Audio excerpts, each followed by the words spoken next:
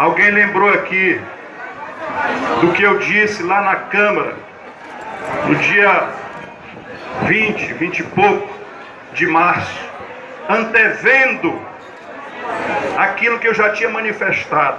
Eu havia dito: se esse Eduardo Cunha ganhar a presidência da Câmara, eu falei à época, 60% do mandato da Dilma estará perdido.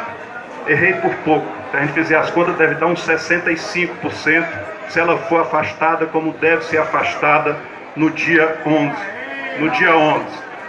Porque o que estava acontecendo ali, na eleição daquele crápula que chama Eduardo Cunha,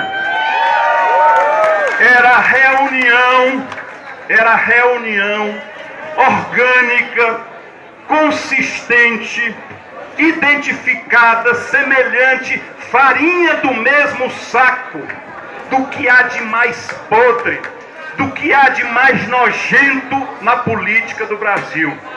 Se a gente for ver o placar que deu na eleição do Eduardo Cunha e somar os votos de uma outra candidatura que teve na época a presidência da Câmara, que representa os inconformados com a derrota nas urnas, a gente vai ver exatamente o placar que teve. 340, foi isso? 367. Eu havia dito antes, falei isso não por proselitismo, porque eu sou parlamentarista, embora o nosso parlamento esteja, me perdoe a expressão, abaixo do que se pode desejar, do mínimo de razoável. Eu acabei, em vez de dizer uma merda, eu disse isso aí que eu falei. Se a gente somar os votos do Eduardo Cunha com os votos de um outro candidato, vai ser exatamente aquilo que eu disse lá em Belém, numa reunião fechada com estudantes que faziam lá uma reivindicação para a Universidade Federal do Pará.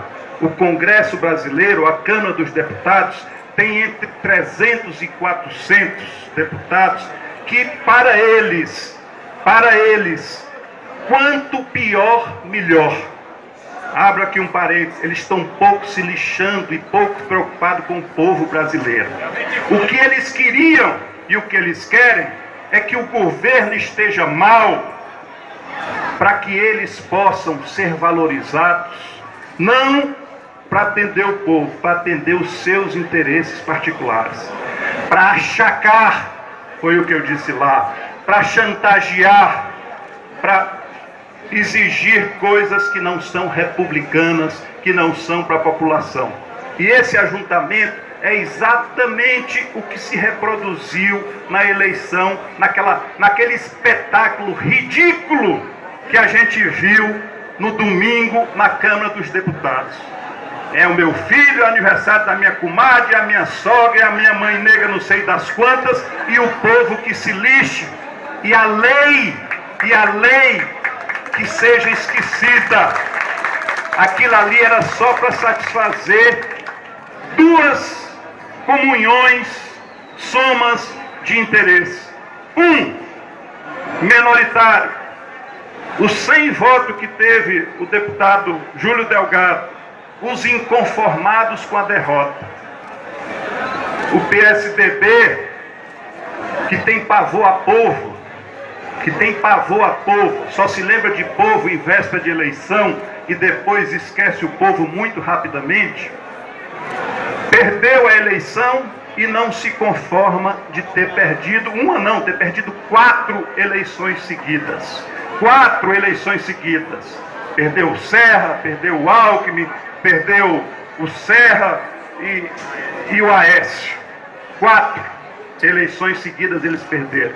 Porque a gente sabe que aquilo ali representa a mesma coisa que foi o governo Fernando Henrique Cardoso, que ao contrário de vinho, quanto mais tempo passa, ele vai ficando melhor. O Fernando Henrique Cardoso, o governo dele, quanto mais tempo passa, pior a gente tem a lembrança de que ele era, porque foi um governo que desmontou as estruturas do Brasil.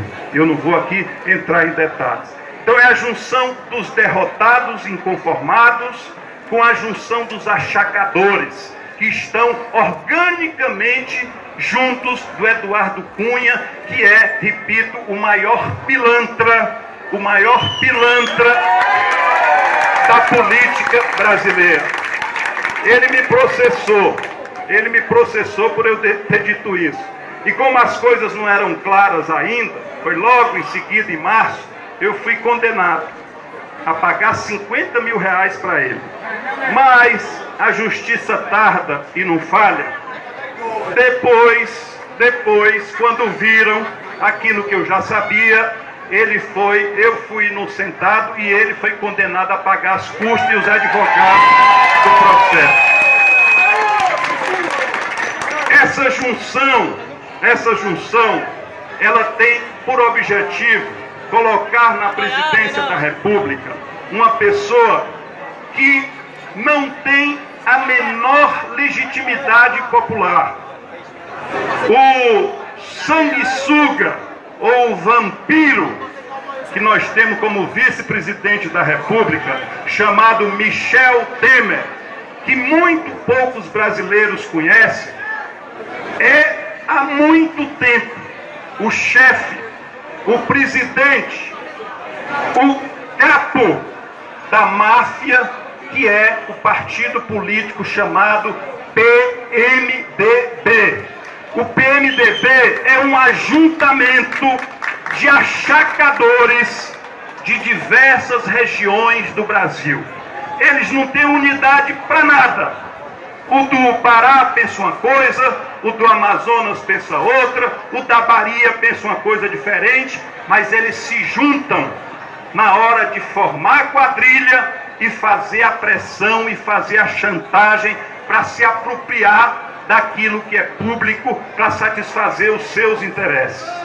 Isso é como a gente pode resumir a trajetória da política ou da conduta na política do PMDB nos anos recentes. O PMDB lá para trás, lá muito para trás, quando chamava MDB, foi um partido importante para o Brasil voltar a ter eleição, voltar a ter democracia. Mas depois os bons saíram e ficou, salvo honrosas exceções, não quero aqui generalizar, mas salvo honrosas exceções, se tornou o partido do achaque nacional, o partido do fisiologismo, o partido do dá e toma, sempre colocando o interesse público em segundo plano e sempre colocando as suas necessidades em primeiro lugar, em primeiro plano. Isso, minha irmã, meu irmão, é a situação do país hoje.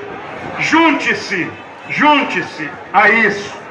Uma grande decepção do povo brasileiro, ou da grande maioria do povo brasileiro, com o governo da presidenta Dilma, e a gente está vivendo o momento que a gente está vivendo hoje. Eu posso perder tudo na minha vida. Eu posso morrer à míngua, mas morrerei de cabeça erguida, sem perder a minha dignidade. Eu faço juízo de valores, de políticas públicas e de pessoas. Aquilo que o Veveu fez uma referência. Eu acho que Deus me deu o dom, com toda humildade, de botar um olho numa pessoa e saber se aquela pessoa é do bem ou se aquela pessoa é do mal. Muito poucas vezes errei na minha vida. E eu comecei a minha relação com a Dilma brigando com ela. Quem for atrás dos registros vai se lembrar. Nós estávamos numa reunião em Salgueiro, em Pernambuco, quando eu defendi que era minha obrigação os investimentos aqui da Transnordestina e disse que o problema não era licença ambiental, como estava sendo discutido, que não era desapropriação, como estava sendo discutido, que o problema era o valor do quilômetro que tinha sido alterado, e ela recusou-se a falar nesse assunto, dizendo que isso seria outra oportunidade. Eu insisti e ela falou de forma brusca, como é o jeitão dela, né? Como é o jeitão dela, que eu prefiro assim. Eu prefiro quem fale sinceramente não, do que quem fica enrolando, dizendo sim, que a gente nunca recebe. E ela falou de um jeito ríspido, e eu me senti, não pela pessoa, mas pelo que eu represento, pelo que eu representava, que era o povo cearense, atingido. Juntei meus papeizinhos, levantei da cadeira, dei as costas e fui-me embora. Depois ela foi atrás, pediu desculpa, e enfim, foi aí que eu fiz a minha relação com a Dilma, me impondo como governador do estado do Ceará, que tem a obrigação de lutar pelos pleitos, pelos interesses do estado do Ceará. E eu sei uma coisa, e acho que nenhum brasileiro de sã consciência diz que a Dilma é desonesta, que a Dilma é ladra, que a Dilma é corrupta. Nós podemos e temos muita razão para reclamar de muita coisa, mas nenhum brasileiro, repito isso, olhando aqui no olho de vocês, porque conversei inclusive com manifestantes, nenhum brasileiro é capaz de dizer de sã consciência que a Dilma é desonesta. E não se pode, vejam bem, não se pode afastar um presidente sem que se tenha comprovadamente identificado uma desonestidade, um crime doloso. Não é o crime que a pessoa cometeu sem saber, não. Às vezes um cara vai de carro e uma pessoa atravessa a rua e é atropelada. Aquele crime, certamente, o cara estava andando dentro da velocidade, não tinha bebido, foi o pedestre que ultrapassou. Esse crime continua sendo um crime, mas não há dolo, não há responsabilidade intencional de se fazer. Então, eu tenho essa consciência e defendo e defenderei até a última hora. Eu não sou rato, eu não sou vagabundo de estar se aproveitando do governo. E vejam bem, eu não tenho, podem ir atrás dos meus irmãos e minhas irmãs, a imprensa de Sobral, eu não tenho um cargo no governo da Dilma. Para remédio.